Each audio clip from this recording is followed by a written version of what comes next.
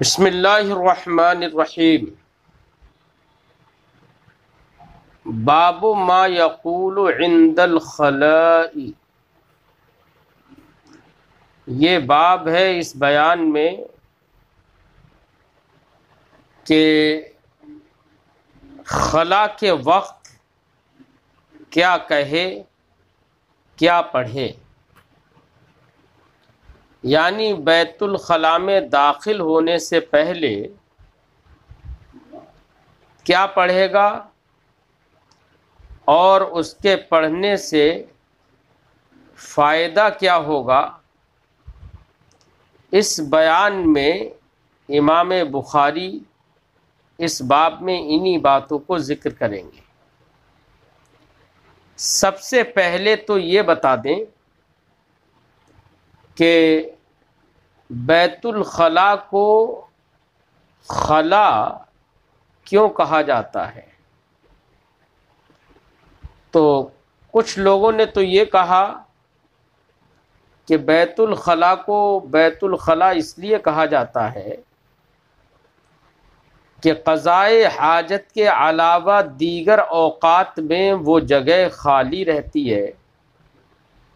اس لیے اس کو خلا کہا جاتا ہے۔ اور ایک وجہ یہ بھی ہو سکتی ہے کہ بیت الخلاء کو بیت الخلاء اس لیے کہا جاتا ہے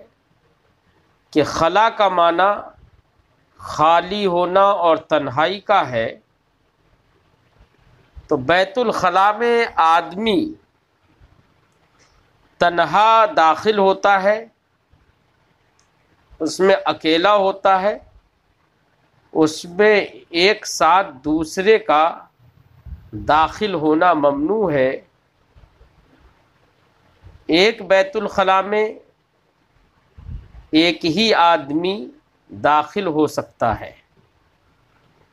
ورنہ تو حجاب نہیں رہے گا، اس لیے اس کو خلا کہا جاتا ہے، یعنی بیت الخلاء، تنہائی کا گھر۔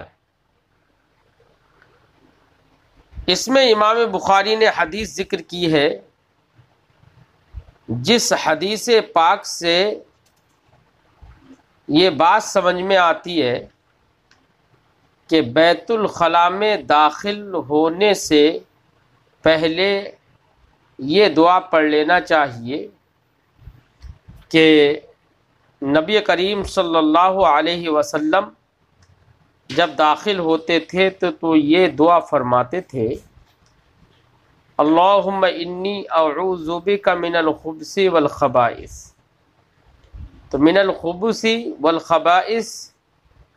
یہ خبث اس کا معنی ہوگا اے اللہ میں تیری پناہ لیتا ہوں خبث اور خبائث سے۔ خبث یہ خبیث کی جمع ہے، اور خبیث سے مراد جن اور شیاطین سے، جو سرکش جن ہوتے ہیں وہی شیاطین ہوتے ہیں، تو شیاطین سے پناہ اللہ کی لینا ہے، کیونکہ یہ خلا میں بیت الخلاء میں رہتے ہیں، اور ایسے وقت میں بیت الخلاء میں محافظت کے جو فرشتے ہوتے ہیں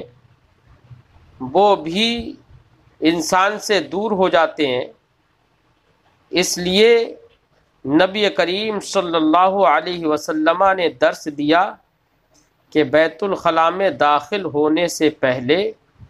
یہ دعا پڑھ لیا کریں، اللہ کی پناہ لے لیا کریں، تاکہ کوئی مضرت اور کوئی نقصان نہ ہو۔ اس سے ایک بات یہ بھی سمجھ میں آئی کہ سرکش جن جو ہیں وہ انسان کو جہاں موقع ملتا ہے وہاں پر اس کو تکلیف پہنچا سکتے ہیں، اس لیے نبی کریم صلی اللہ علیہ وسلم نے تلقین فرمائی کہ یہ پڑھ لیا کریں۔ تو یہ خبث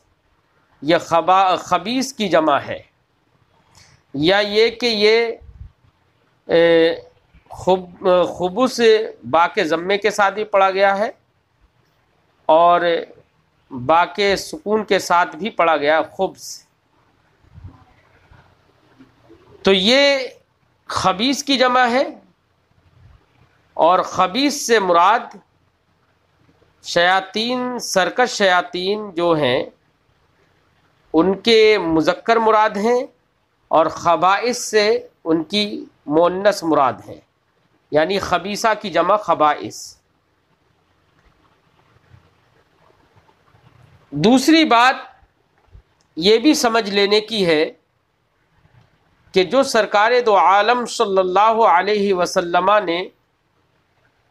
فرمایا کہ بیت الخلاء میں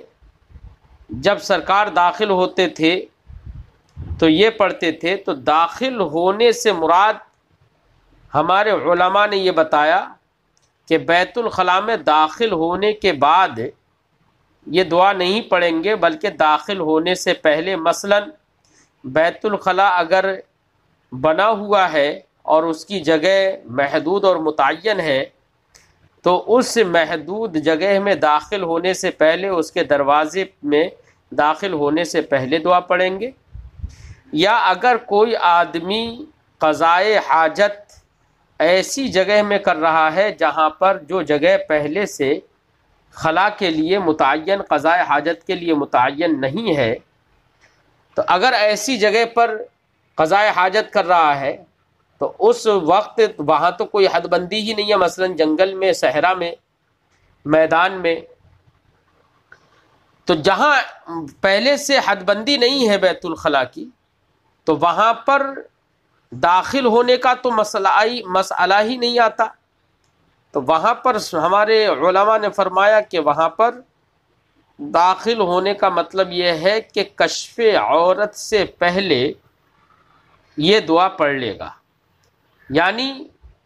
اپنی عورت کھولنے سے پہلے، شرمگاہ سے کپڑا ہٹانے سے پہلے یہ دعا پڑھ لینا ضروری ہے. شرمگاہ سے کپڑا ہٹانے کے بعد یا جہاں پر حد بندی ہو بیت الخلاء کی، وہاں پر داخل ہو جانے کے بعد دعا نہیں پڑھے گا، بلکہ کچھ بھی نہیں پڑھے گا. امام بخاری فرماتے ہیں باب ما یقول عند الخلاء، یہ باب ہے اس کا کہ قضائے حاجت کرنے والا بیت الخلاء کے وقت یا بیت الخلاء میں داخل ہونے کے وقت کیا پڑھے. امام بخاری فرماتے ہیں حدثنا آدم، ہم سے حدیث بیان کی آدم ابن ایاس نے، قال انہوں نے کہا حدثنا شعبۃ، ہم سے حدیث بیان کی شعبہ نے، وہ فرماتے ہیں عن عبد العزیز ابن صہیب سے روایت کرتے ہیں، قال انہوں نے کہا سمعت انسا یقول، میں نے حضرت انس ابن مالک کو کہتے ہوئے سنا، وہ فرماتے ہیں کہ کان النبی صلی اللہ علیہ وسلم اذا دخل الخلاء، نبی صلی اللہ علیہ وسلم جب خلا میں داخل ہوتے تھے، قال سرکار فرماتے تھے اللہم انی اعوذ بک من الخبث والخبائث، یہ سرکار فرماتے تھے. اب یہاں پر ایک بات یہ ہے کہ سرکار کیوں فرماتے تھے؟ نبی کریم صلی اللہ علیہ وسلم تو شیاطین وغیرہ سے محفوظ تھے، یہاں تک کہ نبی کریم صلی اللہ علیہ وسلم سرکش جن اور سرکش انسانوں سے بھی محفوظ تھے. آپ کو کوئی جن یا انسان تکلیف نہیں پہنچا سکتا، تو آپ کیوں بیان فرماتے تھے، کیوں یہ پڑھتے تھے؟ تو اس کا جواب ہمارے محدثین نے یہ دیا ہے، سرکار دو عالم صلی اللہ علیہ وسلم خود اتنے قوی، اللہ نے ان کو اتنی قوت عطا فرمائی کہ کوئی ان میں سے تکلیف نہیں پہنچا سکتا. یہاں تک کہ ایک مرتبہ ایک روایت میں ہے کہ نبی کریم صلی اللہ علیہ وسلم نے ایک سرکش جن کو مسجد کے ستون سے باندھ دیا. تو پھر جب سرکار کو اللہ نے اتنی قوت عطا فرمائی تو سرکار کیوں پڑھتے تھے؟ تو اس کا جواب، اس کے دو جواب دیے. ایک تو جواب یہ کہ سرکار اگرچہ اللہ نے آپ کو اتنی قوت دی، طاقت دی کہ شیاطین ان کو کوئی تکلیف نہیں پہنچا سکتے تھے، سرکار اگرچہ محفوظ تھے، لیکن آپ اللہ کے بندے تو ہیں ہی، تو اظہار عبودیت کے لیے سرکار دو عالم صلی اللہ علیہ وسلم یہ پڑھتے تھے. اور یہ بھی ممکن ہے کہ سرکار کا پڑھنا وہ تعلیم امت کے لیے ہو، کہ سرکار امت کو تعلیم دیتے تھے کہ اگرچہ سرکار محفوظ ہیں لیکن امت محفوظ نہیں ہے، لیکن امت کی تعلیم کے لیے سرکار نے یہ بیان فرمایا اور یہ پڑھتے تھے. عادت تھی سرکار کی، تاکہ لوگ یہ جان لیں کہ ایسی جگہ پر سرکش شیاطین جو ہیں وہ تکلیف پہنچا سکتے ہیں، اور لوگ ان سے متنبہ رہیں، آگاہ رہیں اور دعا پڑھ کر بیت الخلاء میں پہنچے. حضرت امام بخاری علیہ الرحمت والرضوان نے آگے فرمایا تابعہ ابن عرعرہ عن شعبہ. اس حدیث کو بیان کرنے میں ابن عرعرہ نے متابعت کی ہے عن شعبہ، شعبہ سے روایت کرنے میں، یعنی اس حدیث کو شعبہ سے روایت کرنے میں محمد ابن عرعرہ نے آدم ابن ابی ایاس کی متابعت کی ہے. تو تابعہ میں ہا ضمیر کا مرجع آدم ابن ایاس ہیں. گویا کہ ابن عرعرہ نے بھی اس حدیث کی روایت کی ہے حضرت شعبہ سے. ایسے ہی امام بخاری آگے فرماتے ہیں کہ وقال غندر عن شعبۃ اذا اتى الخلاء، یعنی غندر نے یہ کہا اور انہوں نے روایت حضرت شعبہ سے کی، اور ان کی روایت میں یہ ہے اذا اتى الخلاء، جب خلا آئے، یعنی ما قبل میں جو سند جو روایت گزری اذا دخل الخلاء، اس میں دخل الخلاء کا ذکر ہے، اور حضرت غندر کی روایت میں اذا اتى الخلاء کا ذکر ہے کہ جب خلا آئے. تو وہاں پر بھی خلا یعنی بیت الخلاء میں آنے سے مراد وہی ہے جب بیت الخلاء میں داخل ہو، اس سے پہلے. ایسی امام بخاری ایک اور ذکر کر رہے ہیں، فرمایا وقال موسیٰ عن حماد اذا دخل. حضرت موسیٰ نے اسی حدیث کی روایت حضرت حماد سے کی، اور اس میں یہ ہے اذا دخل، جب داخل ہو. تو جب داخل ہو تو اس سے مراد یہ ہے، یہ اذا دخل جب سرکار دو عالم صلی اللہ علیہ وسلم بیت الخلاء میں داخل ہوتے تو یہ پڑھتے. تو یہاں پر بھی مراد وہی ہے کہ دخلہ سے یعنی بیت الخلاء میں داخل ہونے سے پہلے. ایسی امام بخاری آگے فرماتے ہیں وقال سعید بن زید حدثنا عبد العزیز اذا اراد ان يدخل. یہ تعلیق امام بخاری ذکر کر کے یہ بتانا چاہتے ہیں کہ ما قبل میں جہاں پر بھی اتا یا دخلا آیا ہے ان تمام سے مراد یہ ہے کہ جب داخل ہونے کا ارادہ کرے. اور اس کی توضیح کرنے کے لیے یہ تعلیق پیش کی اور فرمایا وقال سعید ابن زید، سعید ابن زید نے کہا ہے کیا حدثنا عبد العزیز، کہ ہم سے حدیث بیان کی عبد العزیز نے. تو ان کی روایت میں یہ ہے اذا اراد ان يدخل، جب بیت الخلاء میں داخل ہونے کا ارادہ کرے تب یہ الفاظ پڑھے. بہرحال بیت الخلاء میں داخل ہونے کے وقت وہ الفاظ پڑھے اور صحت و سلامتی کے ساتھ بیت الخلاء سے بغیر مضرت شیاطین کے نکل آتا ہے تو اللہ کا شکر ادا کرنا چاہیے۔ اور نبی کریم صلی اللہ علیہ وسلم سے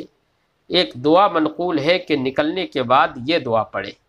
نبی کریم صلی اللہ علیہ وسلم سے یہ دعا منقول ہے، الحمدللہ الذی اذھب عنی الاذی وعافانی۔ یہ الفاظ پڑھے کہ تمام تعریفیں اللہ کے لیے جو مجھ سے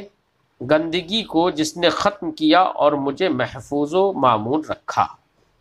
اور ایک روایت کے الفاظ یہ ہیں، الحمدللہ الذی اخرج عنی ما یؤذینی وامسک علی ما ینفعنی۔ تمام تعریفیں اللہ کے لیے جس نے مجھ سے وہ چیزیں خارج کر دیں جو مجھے تکلیف دیتی ہیں، وامسک علی ما ینفعنی، اور مجھ پر ان چیزوں کو باقی رکھا کہ جو مجھے نفع بخش ہوں۔ اسی طریقے کے اور بھی الفاظ روایتوں میں منقول ہیں۔ اس سے یہ پتہ چلتا ہے کہ جب بیت الخلاء سے باہر آ جائے تو یہ دعا پڑھے اور اللہ کا شکر ادا کرے۔ باب وضع عند الخلاء، خلا کے وقت پانی رکھنے کا بیان۔ امام بخاری اس باب میں یہ بتانا چاہتے ہیں، یہ درس دینا چاہتے ہیں کہ بیت الخلاء کے پاس میں پانی رکھ دیا جائے تاکہ بیت الخلاء سے نکلنے والا آدمی نکل کر اس پانی سے اپنا ہاتھ منہ دھوئے اور وضو کرنا چاہے تو وضو کر لے، یعنی وہاں پر پانی ہونا چاہیے۔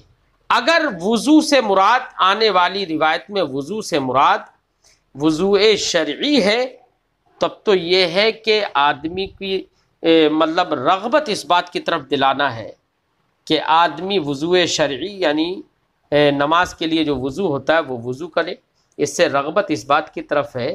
کہ بیت الخلاء سے آنے کے بعد فوراً وضو آدمی کرتا ہے، کرنا چاہیے، کیونکہ وضو پر رہنا یہ مستحبات سے ہے۔ اور وہ اگر وضو سے مراد وضو لغوی ہو، ہاتھ دھونا، تب بھی یہ رغبت ہے کہ بیت الخلاء سے واپس آنے کے بعد ہاتھوں کو اچھی طرح دھو لینا چاہیے تاکہ ان میں کوئی گندگی کا اثر یا بو باقی نہ رہے۔ فرماتے ہیں حدثنا عبداللہ ابن محمد،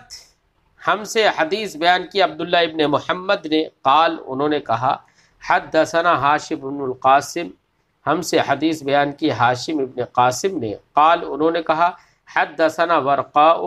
ہم سے حدیث بیان کی ورقا نے، وہ روایت کرتے ہیں عن عبید اللہ ابن ابی یزید، عبید اللہ ابن ابی یزید سے، وہ روایت کرتے ہیں عن ابن عباس، حضرت عبداللہ ابن عباس سے، ان النبی صلی اللہ علیہ وسلم دخل الخلاء، کہ رسول اللہ صلی اللہ علیہ وسلم بیت الخلاء میں داخل ہوئے، فوضعت له وضوءا، تو میں نے ان کے لیے وضو رکھ دیا۔ وضو واو کے فتحے کے ساتھ وہ پانی کہلاتا ہے جس سے وضو کیا جاتا ہے۔ فوضعت له وضوءا،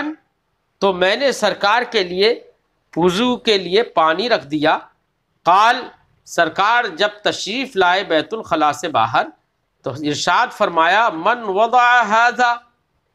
یہ پانی کس نے رکھا ہے؟ فاخبر، تو سرکار کو خبر دی گئی کہ کس نے رکھا ہے، تو بتا دیا گیا کہ یہ عبداللہ ابن عباس نے رکھا ہے۔ فقال، تو سرکار نے ارشاد فرمایا اللہم فقہہ فی الدین، اے اللہ اس کو دین کی سمجھ اور دین کا فقہ عطا فرما۔ یہ دعا فرمائی، اور سرکار کی دعا کا اثر یہ ہوا کہ حضرت عبداللہ ابن عباس رضی اللہ تعالی عنہ رأس المفسرین، حبر امت،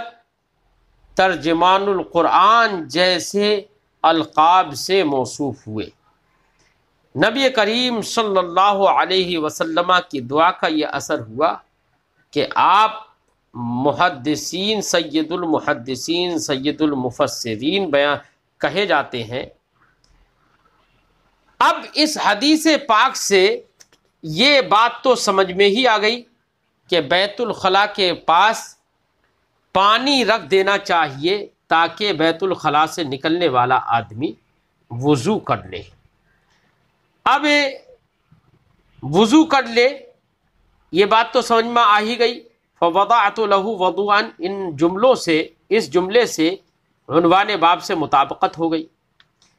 ساتھ ہی ساتھ چند باتیں اس حدیث پاک سے اور بھی سمجھ میں آتی ہیں۔ ایک بات تو یہ بھی سمجھ میں آتی ہے کہ حضرت عبداللہ ابن عباس نے وضو کا جو پانی رکھا تھا وہ سرکار سے پوچھ کر نہیں رکھا تھا، سرکار سے پوچھے بغیر ہی رکھ دیا تھا۔ اس کا مطلب یہ ہے کہ اگر کسی عالم دین کی کسی نے خدمت کی اس طرح کی اور عالم دین نے اس کا حکم نہیں دیا تھا، پھر بھی کسی نے خدمت کی، تو اس طریقے سے خدمت کرنا یہ جائز ہے۔ اور اس سے یہ بات بھی معلوم ہوئی کہ حضرت عبداللہ ابن عباس رضی اللہ تعالی عنہما وہ سرکار دو عالم صلی اللہ علیہ وسلم کی ذات پر نظر رکھے ہوئے تھے کہ سرکار بیت الخلاء تشریف لے جا رہے ہیں، سرکار کو واپس ہونے میں پانی کی ضرورت ہوگی، وضو کرنے کی ضرورت ہوگی، اس لیے انہوں نے ضرورت کے تحت سرکار دو عالم صلی اللہ علیہ وسلم کی خدمت کرنے کے لیے پانی فوراً رکھ دیا۔ اس سے پتہ چلا کہ عالم دین کے احوال پر نظر رکھ کر وقت ضرورت ان کی خدمت کرنا یہ جائز ہے۔ ایسے ہی اس سے یہ بات بھی سمجھ میں آئی کہ اگر کوئی خدمت کرتا ہے کسی عالم اپنے شیخ کی، تو خدمت کرنے کے عوض میں عالم دین اس کو دعائیں دے اور ان کے لیے دعائیہ کلمات بول دے۔ زیادہ کچھ نہ کہہ سکے تو کم سے کم اتنا تو کہہ ہی دے، جزاک اللہ، اللہ تجھے اس کا بدلہ عطا فرمائے۔ جیسے کہ نبی کریم صلی اللہ علیہ وسلم نے دعائیہ کلمات ارشاد فرمائے تھے، اللہم فقہہ فی الدین، اے اللہ ان کو دین کی سمجھ عطا فرما۔ سرکار دو عالم صلی اللہ علیہ وسلم کی یہ دعا مقبول ہوئی اور آپ فقیہ فی الدین بنے، راس المفسرین بنے۔ اعلیٰ حضرت علیہ الرحمت والرضوان نے اپنے 2 شعروں میں سرکار دو عالم صلی اللہ علیہ وسلم کی دعا کو بیان کرتے ہوئے، دعا کی تعریف کرتے ہوئے ارشاد فرمایا، اجابت نے جھک کر گلے سے لگایا،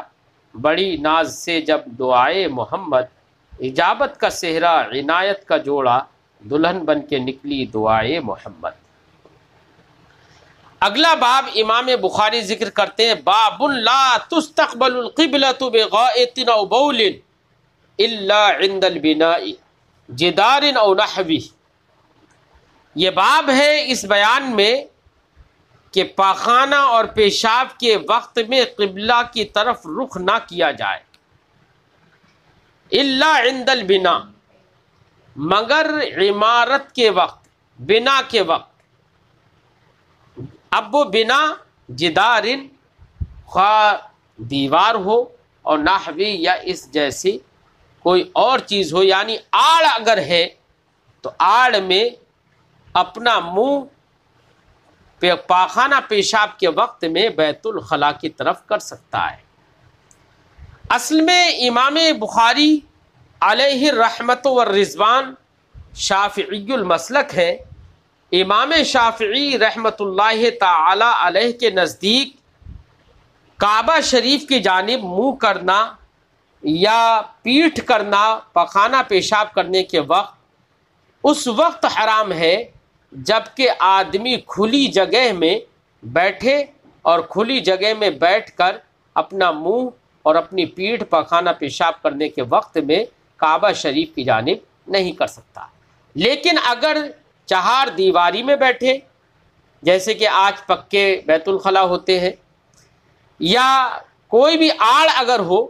تو آڑ ہونے کی صورت میں وہ منہ یا پیٹھ کر سکتا ہے بیت اللہ کی جانب۔ یہ امام شافعی علیہ الرحمۃ والرضوان کا اپنا مذہب ہے، جبکہ امام اعظم رضی اللہ تعالی عنہ فرماتے ہیں کہ اس سلسلے میں جو احادیث وارد ہیں ان میں کہیں پر یہ قید نہیں ہے کہ اگر عمارت میں ہو تو اپنا منہ کر سکتا ہے، پیٹھ کر سکتا ہے، اور عمارت میں نہ ہو تو اپنا منہ اور پیٹھ نہ کرے، بلکہ احادیث طیبہ اس سلسلے میں عام ہیں اور وہ مطلق ہیں، لہذا ہر حالت کو وہ محیط ہیں، چاہے بنا میں ہو، چاہے صحرا میں ہو، کہیں پر بھی ہو۔ امام اعظم رضی اللہ تعالی عنہ کے نزدیک اپنا منہ یا پیٹھ کعبہ مقدسہ کی جانب خلا کرنے کے وقت یا پاخانہ پیشاب کے وقت کرنا جائز نہیں ہے۔ یہ امام اعظم کا مذہب ہے، جبکہ یہاں پر کچھ فقہا اس بات کے بھی قائل ہیں کہ مطلقاً منہ پاخانہ پیشاب کے وقت قبلہ کی جانب نہیں کر سکتا لیکن پیٹھ کر سکتا ہے، اور کچھ اس بات کے قائل ہیں کہ پیٹھ کر سکتا ہے، منہ نہیں کر سکتا ہے۔ بہرحال یہ مذاہب فقہا ہے، لیکن ابھی ہم یہاں پر امام بخاری کے قول پر گفتگو کرتے ہیں۔ امام بخاری نے جو یہ فرمایا الا عند البنا، تو عنوان باب میں امام بخاری نے الا عند البنا کا جو استثناء کیا ہے کہ لیکن اگر عمارت ہے، دیوار ہے یا اس جیسی کوئی بھی آڑ ہے تو اس وقت میں منہ کعبہ شریف کی جانب کر سکتا ہے، یہ استثناء فرمانا امام بخاری کا اپنے مذہب کے مطابق ہے، اور اس سے امام بخاری یہ درس دیتے ہیں کہ جو احادیث طیبہ اس باب میں مذکور ہیں وہ مخصوص عنہ البعض ہیں، یعنی وہ عام نہیں ہے بلکہ ان سے بعض حالتوں کو خاص کر لیا گیا ہے، لہذا مخصوص عنہ البعض ہونے کو بیان کرنے کے لیے امام بخاری نے استثناء فرمایا الا عند البنا۔ لیکن احناف کے نزدیک مخصوص عنہ البعض نہیں ہے، اور یہاں پر امام بخاری نے جو حدیث ذکر کی ہے اس کے اندر کوئی استثناء نہیں ہے اور اس میں عموم ہے۔ فرماتے ہیں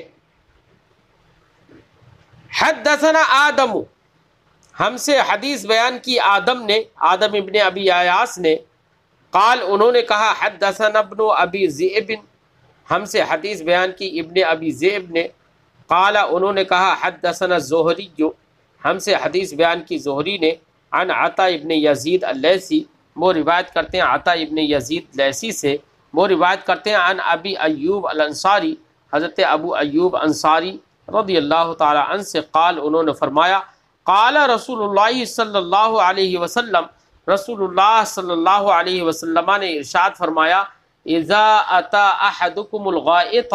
فلا يستقبل القبلة ولا يولها ظهره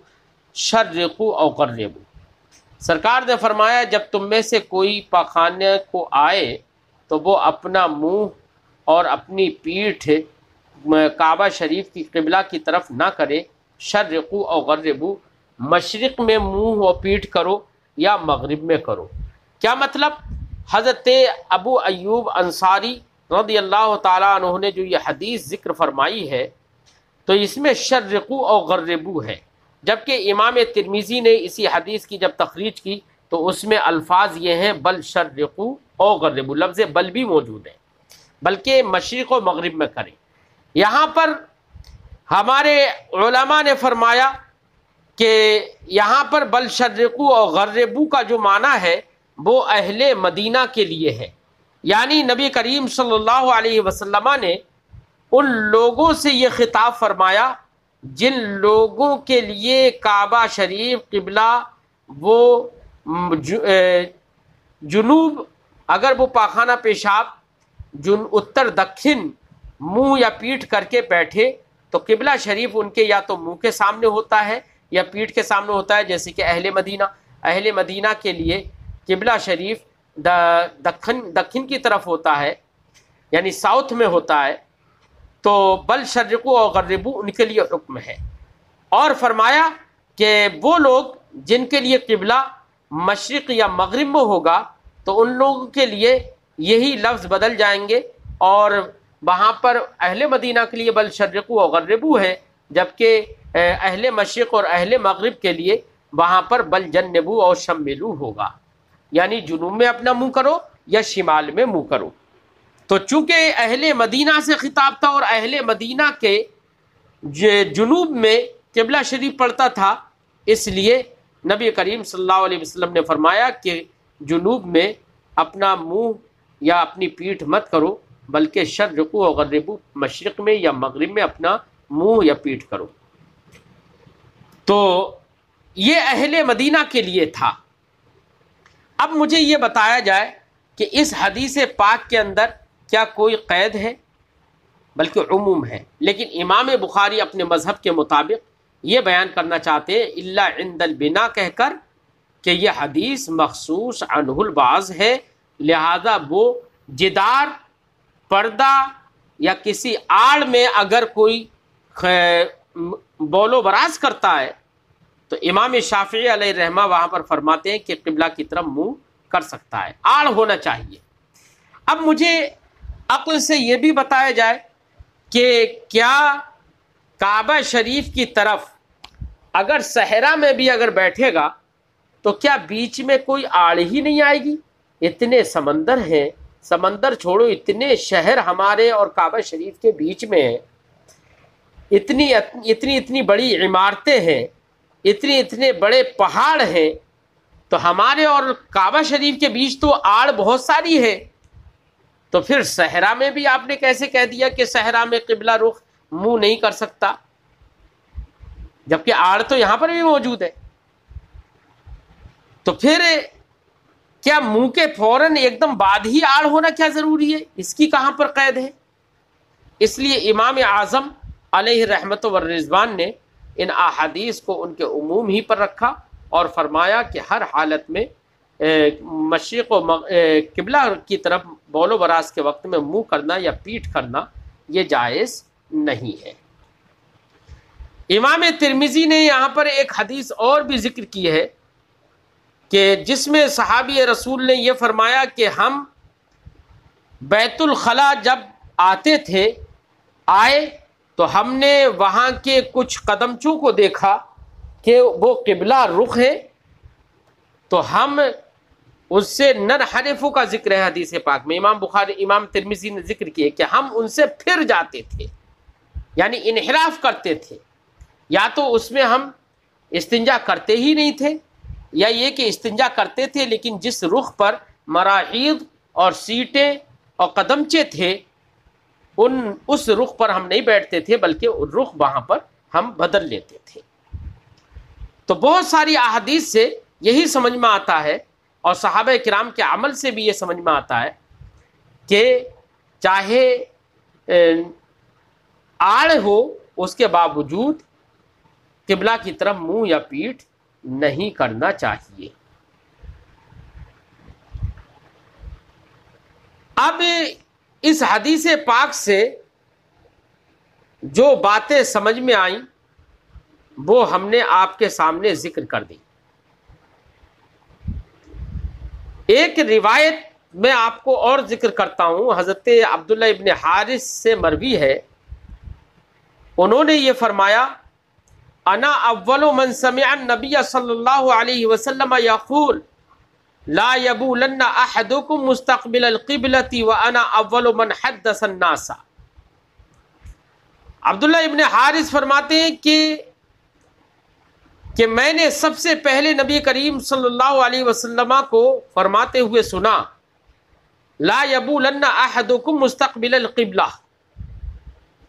کہ تم میں سے کوئی کعبہ شریف کی جانب منہ کر کے پیشاب نہ کرے، اور فرماتے وَأَنَا أَوَّلُ مَنْ حَدَّثَ النَّاسَ،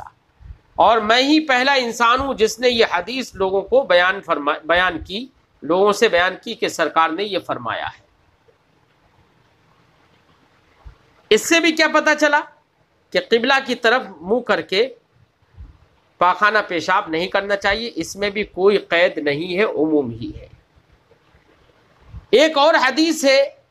جس میں نبی کریم صلی اللہ علیہ وسلم نے ارشاد فرمایا، بلکہ حضرت معقل ابن ابی معقل سے مروی ہے، وہ فرماتے ہیں نہا رسول اللہ صلی اللہ علیہ وسلم ان تستقبل القبلتین بل ان تستقبل القبلتین ببول او غائط، کہ نبی کریم صلی اللہ علیہ وسلم نے ارشاد فرمایا،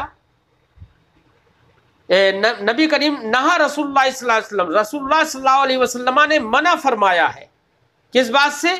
ان تستقبل القبلتان، یا اس کو معروف پڑھو ان تستقبل القبلتین، اس بات سے کہ تم دونوں قبلوں کی طرف رخ کرو۔ دونوں قبلوں سے مراد یہاں پر بیت المقدس اور کعبۃ اللہ ہے۔ ان تستقبل القبلتین، کہ تم دونوں قبلوں کی طرف رخ کرو، اس سے سرکار نے منع فرمایا، بے بول، پیشاب کرنے کے وقت، وغائط، اور پاخانہ کرنے کے وقت،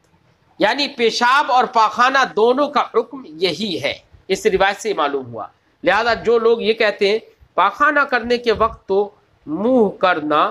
یہ صحیح نہیں ہے، لیکن پیشاب کے وقت میں منہ کرنے میں کوئی حرج نہیں ہے۔ تو اس روایت سے معلوم ہوا کہ پاخانہ ہو یا پیشاب ہو، دونوں میں قبلہ شریف کی طرف منہ نہیں کیا جا سکتا۔ حضرت سلمان فارسی رضی اللہ تعالی عنہ سے ایک حدیث مروی ہے جس کی تخریج امام مسلم نے بھی کی۔ اس سے حدیث پاک کے اندر الفاظ یہ ہیں لقد نہانا ان نستقبل القبلۃ بغائط او بول، کہ رسول اللہ صلی اللہ علیہ وسلم نے ہمیں منع فرمایا کہ ہم قبلہ کی طرف اپنا رخ کریں، چاہے بغائط پاخانہ کرنے کے وقت، اور بولن یا پیشاب کرنے کے وقت۔ تو ان تمام روایتوں سے یہ بات سمجھ میں آتی ہے کہ، اور کسی روایت سے بھی یہ بات سمجھ میں نہیں آتی ہے کہ اگر دیوار کے آڑ ہے یا کسی اور چیز کی آڑ ہے یا بنیاد میں ہے، تو ایسی صورت میں قبلہ کی طرف منہ کرنا یہ درست ہے۔ کسی روایت سے یہ بات سمجھ میں نہیں آئی، تمام روایتیں عام ہیں۔ تو امام شافعی علیہ الرحمت والرضوان نے جو یہ فرمایا کہ اگر بنیاد میں ہے تو پھر ایسی صورت میں بیت اللہ کی طرف رخ کر سکتا ہے۔ اس کی دلیل کیا ہے؟ اس کی دلیل امام شافعی نے اس حدیث پاک سے استدلال کیا، ایک حدیث پاک امام ترمذی نے ذکر کی ہے اور امام بخاری نے اگلے آنے والے باب میں بھی ذکر کی ہے، جس روایت کا خلاصہ یہ ہے کہ حضرت عبداللہ ابن عمر رضی اللہ تعالی عنہ کہتے تھے کہ انہوں نے فرمایا کہ میں ایک بار ایک چھت پر اپنی چڑھا، حضرت میمونہ رضی اللہ تعالی عنہا جو سرکار کی بیوی ہیں ان کی چھت پر وہ چڑھے، تو وہ کہتے ہیں کہ میری اچانک سرکار کے اوپر نظر پڑی کہ سرکار بیت الخلاء میں قبلہ کی طرف منہ کیے ہوئے بیٹھے ہوئے تھے۔ تو اب اس روایت سے یہ معلوم ہوتا ہے کہ قبلہ کی طرف منہ کر کے بیٹھنا اس وقت جائز ہے جبکہ آدمی بیت الخلاء کے اندر ہو اور کوئی آڑ ہو، اس روایت سے یہ معلوم ہوتا ہے۔ اسی سے حضرت امام شافعی نے دیگر تمام عام احادیث کو بھی مخصوص کر دیا، جبکہ محدثین نے وہاں پر یہ بیان فرمایا ہے کہ حضرت عبداللہ ابن عمر رضی اللہ تعالی عنہ جو اوپر چھت پر چڑھے تھے اور انہوں نے دیکھا تھا سرکار کو، تو مجھے بتاؤ کیا ایسے حالات میں کوئی آدمی نظر بھر کے دیکھ پاتا ہے؟ نہیں دیکھ پاتا۔ تو میں یہ کہہ رہا تھا کہ حضرت عبداللہ ابن عمر چھت پر چڑھے اور وہ فرماتے ہیں کہ میں نے دیکھا کہ رسول اللہ صلی اللہ علیہ وسلم کعبہ شریف کی طرف منہ کر کے بیت الخلاء میں تشریف فرما ہے۔ تو سب سے پہلے ہمارے محدثین نے یہ جواب دیا کہ ایسے وقت میں اچانک آدمی کی نظر پڑ جاتی ہے، کوئی قصدن دیکھنا نہیں چاہتا ایسے وقت میں، کیونکہ یہ شرم کا وقت ہے اور شرم کی جگہ ہے۔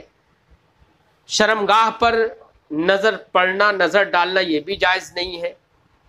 تو ایسے یہ جب حالات ہیں تو یقین ہے، وجدان کہتا ہے کہ حضرت عبداللہ ابن عمر نے نظر بھر کے نہیں دیکھا ہوگا۔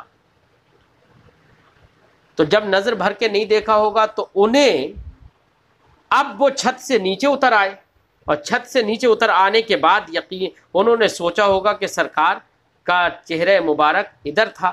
تو یہ ان کی اپنی سوچ ہے، انہوں نے خود سے یہ سوچا ہوگا۔ ممکن ہے کہ وہ نظر بھر کے سرکار کو نہیں دیکھ پائے ہوں، اور ایسی حالت میں انہوں نے عجلت کی ہو اور جلدی سے اپنی نظر بچائی ہو، یہ بھی ممکن ہے۔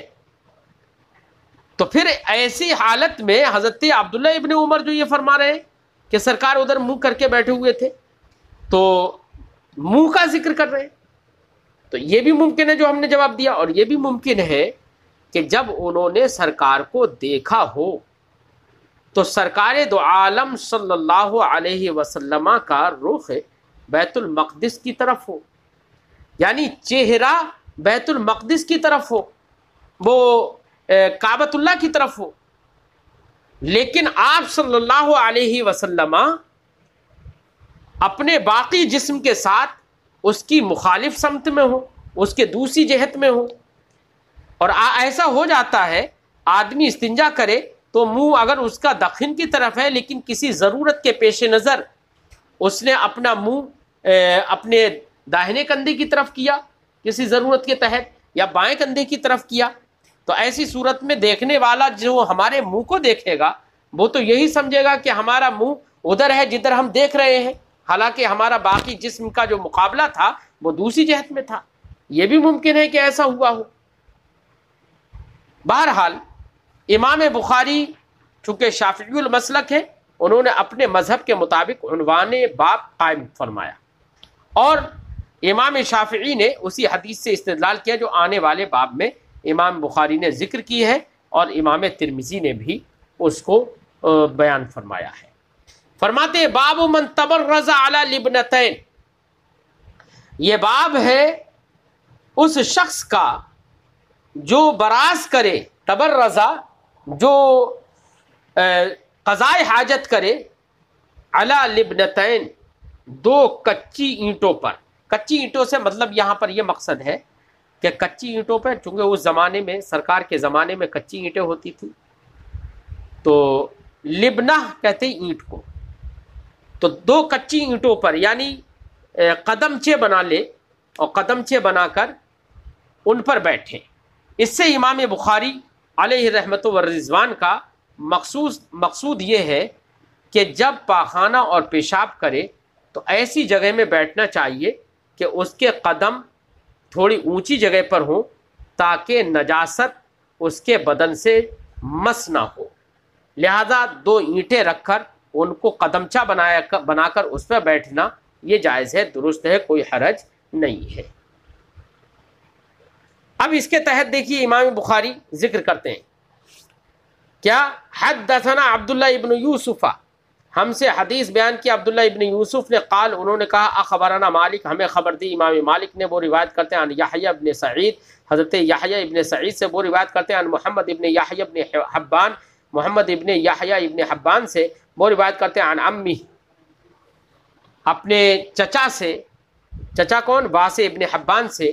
عن عبداللہ ابن عمر، وہ روایت کرتے ہیں حضرت عبداللہ ابن عمر سے، انہو کان یقول، وہ کہتے تھے، ان ناس یقولون، لوگ کہتے ہیں، اذا قعدت علی حاجتک فلا تستقبل القبلۃ ولا بیت المقدس، کہ لوگ کہتے یہ ہیں کہ جب تم قضائے حاجت کے لیے بیٹھو تو تم اپنا منہ نہ ہی کعبۃ اللہ کی طرف کرو، قبلہ کی طرف کرو، ولا بیت المقدس، اور نہ ہی بیت المقدس کی طرف یعنی بیت مقدس کی طرف کرو۔ فقال عبداللہ ابن عمر، جب لوگ یہ کہتے ہیں تو حضرت عبداللہ ابن عمر نے کہا لقد ارتقیت یوما علی ظہر بیت لنا، ایک دن ہم اپنے گھر کے چھت پر چڑھے۔ فرماتے ہیں کہ ارتقا چڑھنا، ارتقا تو یومن، ایک دن میں چڑھا، علی ظاہر بیت لنا، اپنے گھر کی چھت پر، اپنے گھر کی چھت پر۔ حضرت میمونہ رضی اللہ تعالی عنہا کی گھر کی چھت پر چونکہ چڑھے تھے، اور حضرت میمونہ حضرت میمونہ نہیں، حضرت حفصہ بنت عمر، تو حضرت حفصہ کے گھر پر چڑھے تھے، اور حضرت حفصہ رضی اللہ تعالی عنہا حضرت عمر بن خطاب رضی اللہ تعالی عنہ کی بیٹی ہیں، اور حضرت عبداللہ ابن عمر یہ حضرت عمر بن خطاب رضی اللہ تعالی عنہ کے بیٹے ہیں۔ تو اس کا مطلب یہ ہوا کہ حضرت عبداللہ ابن عمر اپنی بہن کے گھر کی چھت پر چڑھے، بہن کی گھر کی چھت پر چڑھے، اور فرماتے ہیں علی ظاہر بیت لنا، ہم اپنے گھر کی چھت پر۔ اس سے یہ پتہ چلا کہ جہاں پر اتنی قرابت ہو، ایسی قرابت ہو کہ بھائی بہن کا رشتہ ہے یا اور کوئی رشتہ ہو، لیکن قرابت ہو، تو اظہار قرابت کے لیے اپنے بھائی اپنی بہن کے گھر کو اپنا گھر کہنا یہ جائز ہے۔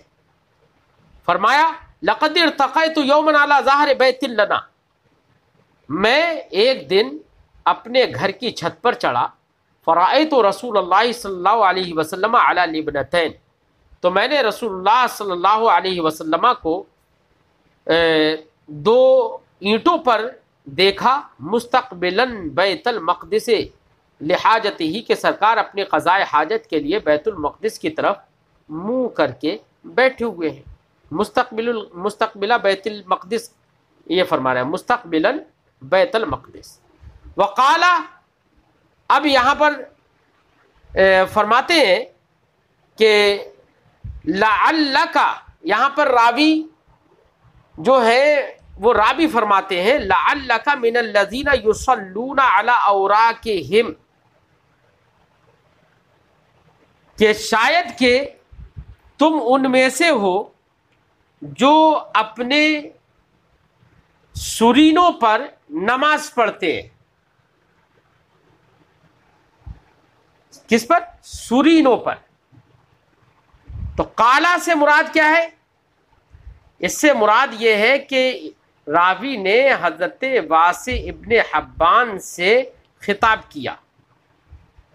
مطلب یہ ہوا کہ حضرت عبداللہ ابن عمر رضی اللہ تعالی عنہما نے فرمایا اے واسع، شاید تم ان لوگوں میں سے ہو جو سنت کو جانتے نہیں ہیں، طریق مصطفیٰ کو جانتے نہیں ہیں، اور بیان کر رہے ہو کہ لوگ کہتے ہیں کہ لوگ ایسے کہتے ہیں کہ جب تم قضائے حاجت کے لیے بیٹھو تو قبلہ کی طرف منہ مت کرو، تو اس کا مطلب تم سرکار کے طریقے کو نہیں جانتے ہو۔ ٹھیک ہے، تو حضرت عبداللہ ابن عمر نے حضرت واسع ابن حبان سے یہ بات کہی تھی، کیا؟ قالا، فرمایا لعلک من الذین یصلون علی اوراقہم، شاید کہ تم ان لوگوں میں سے ہو جو اپنی سرینوں پر نماز پڑھتے ہیں۔ سرینوں پر نماز پڑھنے کا مطلب امام بخاری آگے اس کی توضیح فرما دیتے ہیں۔